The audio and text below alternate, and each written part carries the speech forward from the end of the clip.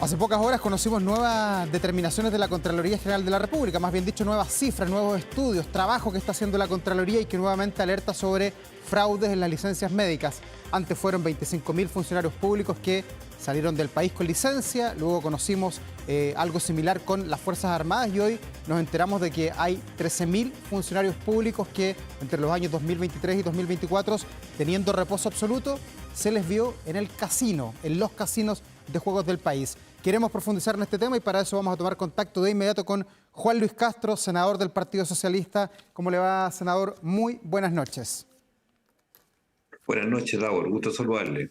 Bueno, ¿qué está pasando? ¿Qué le pasa al sistema? ¿Cómo interpretamos estas tres cifras? 25.000 viajeros, 3.000 en las Fuerzas Armadas, ahora 13.000 jugadores de casinos en Chile.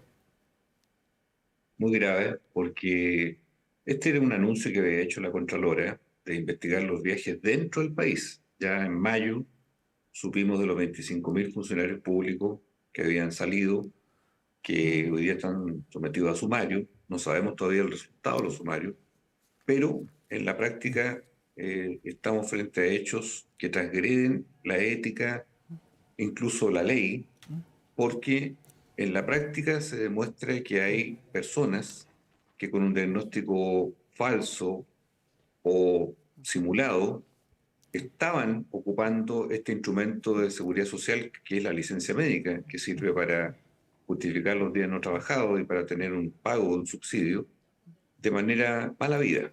Y por lo tanto se agrega, incluso con más de casi 1.500 personas que ya estaban en el informe anterior, que Cuando se ahora repiten. aparecen incorporados, claro, aparecen incorporados dentro de este catastro de gente que estuvo visitando los casinos. Ya. Es cierto, los casinos para la gente que tiene problemas de salud mental puede estar dentro del esquema de las actividades recreacionales que puedan tener eventualmente, pero es muy difícil imaginar a personas fracturadas, infartadas, con hemorragia, con enfermedades muy demostrables, salvo que sean o de salud mental o enfermedades osteomusculares. Ya. Y por lo tanto aquí hay un foco. Ahora, el Estado es el que tiene que demostrar a partir de los sumarios cuánta responsabilidad había en todas estas personas que aparecen aquí claramente sindicadas, incumpliendo un diagnóstico o un reposo a partir de hechos que están absolutamente por fuera de lo que se entiende como un reposo médico. Ya. Senador, ¿y esto cómo lo ponderamos? Porque para algunos podría ser a lo mejor más grave lo otro. La primera cifra que conocimos, los 25.000 que con licencia médica se fueron a pasear a Disney o fueron a Europa o fueron de paseo a algún otro país, más que esto que a lo mejor, como usted dice, alguien con salud mental habrá que ver caso a caso. Pero ¿usted los pondría en la misma vara estos dos informes de la Contraloría? ¿Uno es más grave que el otro o los dos son iguales de graves? Mire, el primero tiene más gravedad porque no está permitido en Chile que alguien cumpla un reposo fuera del país. Ya. Eso está prohibido. Por lo tanto, tiene una gravedad ya absoluta, inmediata. En este otro caso, habrá que discriminar el detalle de cuáles eran los diagnósticos de esa licencia y qué pasó con estas personas que, de algún modo, burlando lo que es una especie de reposo terapéutico, se encontraron en estas actividades de juegos de azar, estando con licencia médica. Fíjese que aquí se investigaron 5 millones de licencias médicas en 2 años. Y de ese cruce se establecieron más de 250.000 entradas y salidas a casino, y de ahí derivamos en más de 13.000 funcionarios públicos que una o varias veces estuvieron frecuentando estos lugares dentro de un reposo médico. O sea, es a lo menos dudoso, digámoslo así. Después veremos el detalle, pero en la práctica aparece como una situación reñida con lo que corresponde a un reposo médico por una enfermedad. Ya. Y usted decía que, bueno, se tienen que iniciar eventualmente los sumarios y uno se pregunta, bueno, ¿qué capacidad tiene el Sí. Estado para hacer los sumarios? Hemos visto el caso ahí donde usted trabaja, en la biblioteca del Congreso, que hubo un caso que ha sido muy cuestionado porque solamente hubo una sanción económica. Hay otros lugares que no han cumplido con los 30 días para iniciar los sumarios y tener sanciones. Agregarle más tarea, más pega al que tenga que hacer los sumarios con esto. ¿A dónde va a llegar si finalmente vemos que no hay capacidad del Estado para sancionar, para auscultar todas las personas que aparecen infraganti en estos informes? Así es. Hoy día el Estado tiene un sistema muy obsolescente para determinar responsabilidad administrativa. Los sumarios muchas veces terminan en nada, sincero. ¿Mm? Otras veces son tan largos que es imposible hacer la trazabilidad. Y a veces genera esto un clima de impunidad, estamos francos. Aquí hay funcionarios públicos que la inmensa mayoría yo creo que hace bien las cosas, pero hay un porcentaje minoritario, pero que finalmente existe, que siente ese nivel de indulgencia para hacer una y otra vez lo que estimen, lo que quieran, usando la licencia médica como una excusa para vacacionar o para buscar otro trabajo o para hacer arreglo en la casa o para simplemente recrearse o tener otras actividades. Eso es lo grave, porque además el 70% de todos estos casos hoy día denunciados corresponden al FONASA. O sea, estamos hablando del Seguro Público de Salud, estamos hablando de dinero del Estado a partir de funcionarios del Estado. Ya. ¿Y qué pasa a propósito de funcionarios del Estado con los servicios de salud? Porque uno ve las cifras que están desglosadas por organismos, está la Junja Integra, pero llama la atención lo que pasa ahí en los servicios de salud de Viña Quillota, en su región, la región de O'Higgins, también un montón de gente, y también en el servicio de salud de la zona central del país. ¿Por qué se vulnera tanto el sistema en estos tres servicios o por qué la gente de la salud de alguna manera es la que más asidua a romper con el esquema, romper con estos reposos? ¿Saben ellos mejor que nadie quizás cómo funciona el sistema de que no te van a ir nunca a fiscalizar? Mire, a veces hay cierto grado de amistad entre médicos y pacientes en los hospitales, eso se da Ya, realmente, pero eso en nada puede justificar que haya licencias truchas. Y en ese sentido, yo creo que es más grave todavía en el área de la salud porque un funcionario que es ausente, un auxiliar, un paramédico, una enfermera, un médico, está francamente deteriorando el sistema de salud en la medida que deja de atender en el sistema público claro. y a la vez está creando un clima de mayor gasto porque significa tener un reemplazante, tener a otros profesionales que cubran la labor que él no hace. Y quiero decirle algo más. Fíjese que hoy día hay 1.470 médicos que se demostró que estando haciendo uso de licencia médica, esos médicos emitían a la vez licencias médicas.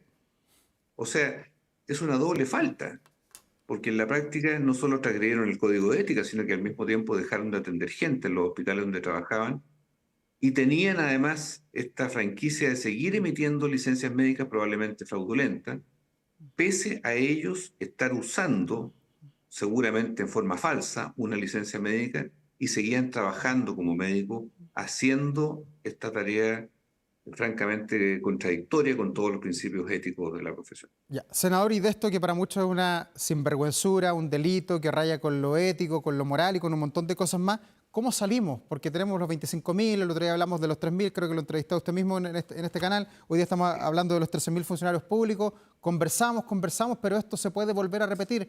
¿Qué hay que hacer? ¿Cómo atajarlo? ¿Es por la vía legislativa? Mire, hay dos proyectos de ley que están abordando esto. Uno es el que traspasa a FONASA la facultad de ser la puerta de entrada a las licencias médicas para controlar el gasto. Y el proyecto que acaba de ingresar hace pocas semanas atrás, que busca cambiar el sistema de subsidios, es decir, tener días de carencia universales, 2 días. Hoy día, usted sabe, hay 3 días para las licencias cortas, que son de menos de 11 días, y se paga entera la licencia de más de 11 días. O sea, incentiva la licencia larga. Ya. A la vez, en el sistema privado de trabajadores que hoy día están en empresas, por ejemplo, son 8 millones de personas, se paga después de cumplir el reposo de la licencia. En el sistema público se paga antes la licencia, a ciegas, o sea, se garantiza el sueldo, en otras palabras, pero se ha dado esta paradoja de que finalmente ahí se producen grandes fraudes, como por ejemplo en el Hospital San José, donde había gente que estaba hasta 14 años con licencia médica, cosas que son francamente inauditas. Yo creo, sinceramente, Sí. Davor, que aquí el Estado está interviniendo poco. Nadie quiere eliminar al Estado, pero en la práctica se están despilfarrando miles de millones de pesos todos los años, 1,4% del Producto Interno Bruto en el pago de licencias médicas. Entonces, sin perseguir a nadie, pero se trata de hacer claridad en esto y que no lleguemos a tal mala práctica en Chile que sea parte del paisaje tomarse, entre comillas, una licencia médica para hacer cualquier cosa menos estar enfermo. Ya. Ese es el problema que tenemos hoy día. Pero no hay que crear también algún tipo de licencia, senador, y aprovechando que usted es doctor y conoce bien cómo funciona el sistema, tener algún tipo de licencia intermedia, porque hay licencias que a uno le dan reposo absoluto, total, si es que alguien se quiebra un dedo, pero eventualmente puede hacer todas las cosas, está sano y bueno de la cabeza, finalmente, que es lo que necesita uno Sí. para operar y para poder teletrabajar en este caso. Quizás son muy restrictivas, muy blanco y negro hoy día el sistema de licencia. Claro, porque en la práctica a la gente se le da reposo total, o sea, tiene que estar en su domicilio, ¿verdad? No va a trabajar ni siquiera media jornada. Existe el reposo parcial, digámoslo. Se usa menos, porque la tendencia o el incentivo está en el reposo absoluto, es decir, no ir a trabajar, pese a que la legislación permite el reposo parcial o media jornada.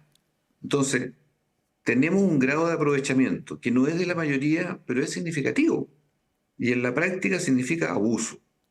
Y ese abuso se traduce en que los verdaderos enfermos, los enfermos que de verdad no pueden volver al trabajo, se ven también perjudicados, puesto que se demora el pago del subsidio, puesto que tienen largas esperas para recuperar esos días no trabajados en cuanto al dinero que no pudieron percibir, y se traduce también en la sobrecarga laboral de esos compañeros de trabajo del funcionario público que está ausente, que tienen que asumir la carga del que se fue.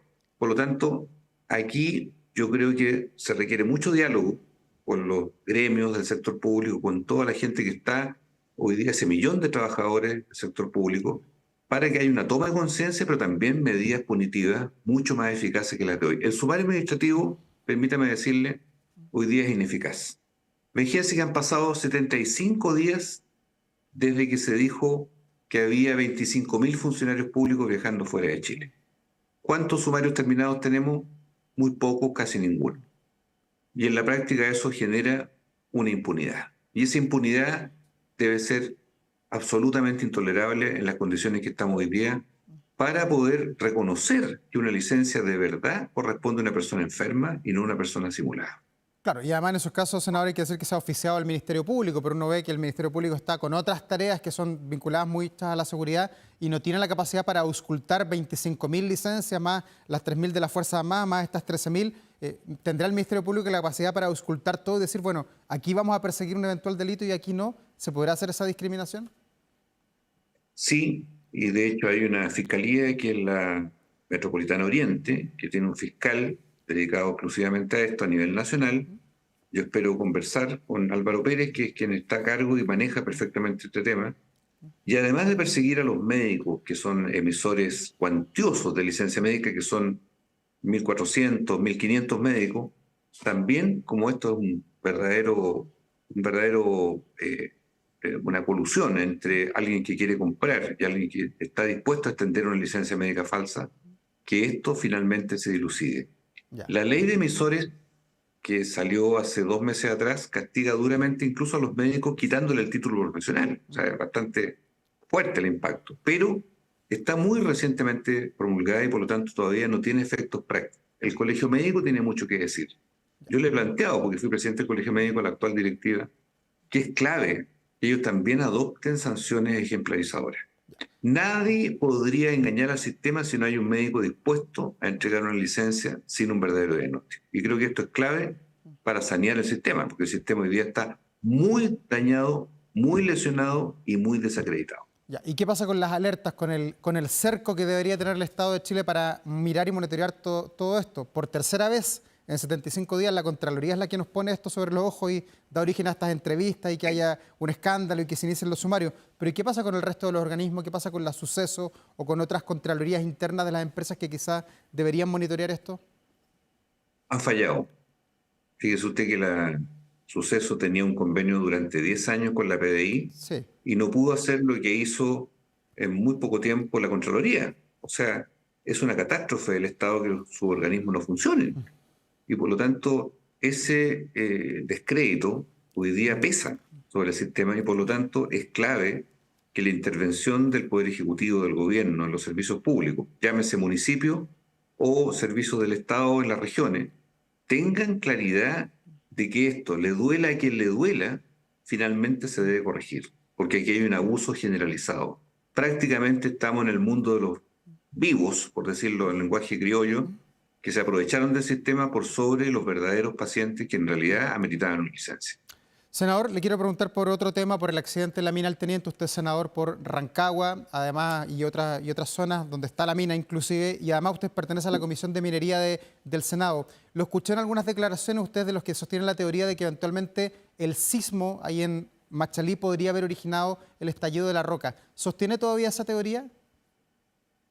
O sea, hubo un movimiento tectónico, Sí. Lo que pasa es que no está claro si ese movimiento tectónico obedeció a los efectos de la exploración minera, producto de las tronaduras, producto de todo lo que significa perforar un mineral que lleva décadas en Chile, que tiene más de 4.000 kilómetros de túneles, galerías de por medio, y que en algún minuto, como dicen los mineros, el cerro se sienta, es decir, se produce un descalabro como el que vivimos. O bien, esto pudo haber sido un hecho previsible que habría protegido eventualmente a los mineros que estaban en esa faena que estaba bastante más arriba donde se produjo el sismo. El sismo no está claro si fue natural o fue provocado a partir de toda la explotación minera. Ese es el dilema que está aquí de por medio y esto nadie lo vio venir. Y por lo tanto, las consecuencias de esto, en la evaluación del CENAGIOMIN, del Ministerio Público, hay muchos organismos que ahora están en la investigación, tendrá que dilucidarlo. Pero claramente genera un paisaje de riesgo en que a medida que una mina, la más grande del mundo, en subterráneo, la que tiene hoy día una experiencia internacional que promover, que mucha gente viene a Chile a ver el mineral del Teniente, que es la más productiva además de nuestro país en cuanto al cobre. Sin embargo, tiene una catástrofe que nadie pudo ver. Eso llama la atención. Las responsabilidades ahora se van a repartir. No me cabe duda y se tendrá que dilucidar en base a la investigación. Pero lo cierto es que genera un clima de incertidumbre al mundo minero. Piensa usted que hay 60.000 trabajadores del cobre en Chile, en Codelco, más todas las mineras privadas, que hoy día sienten que la gran minería, no la pequeña minería, como fue la mina San José de los 33, está en jaque, porque no hay condiciones de seguridad que puedan ser garantizadas. Ya, ¿y usted qué cree? ¿Debe seguir el teniente buscando tan abajo? Estos son 900 metros de profundidad en la Tierra, más los 4.500 Sin kilómetros duda. de agujeros que hay. Y uno se pregunta, bueno, ¿hasta cuándo aguanta la Tierra? ¿Debe seguir el teniente buscando tan abajo? Yo creo que esa pregunta está en el medio de esta discusión porque el mundo minero dice, los expertos, que hoy día para tener ley significa Pureza. posibilidad de tener cobre a partir de una roca, ¿cierto? La ley cada vez más baja, o sea, es más piedra que cobre, y por lo tanto seguir profundizando con toda la vulnerabilidad de tener estallido de roca, como lo que aquí pasó, es riesgoso. Por lo tanto, esa pregunta va a rondar durante un largo tiempo para saber el destino del mineral teniente en estas condiciones. Doctor Juan Luis Castro, senador de la República, muchas gracias por compartir esta hora con nosotros aquí en Vía Pública. Que le vaya muy bien, muy gentil como siempre. Hasta pronto, gusto saludarle. Hasta luego, doctor. Buenas noches.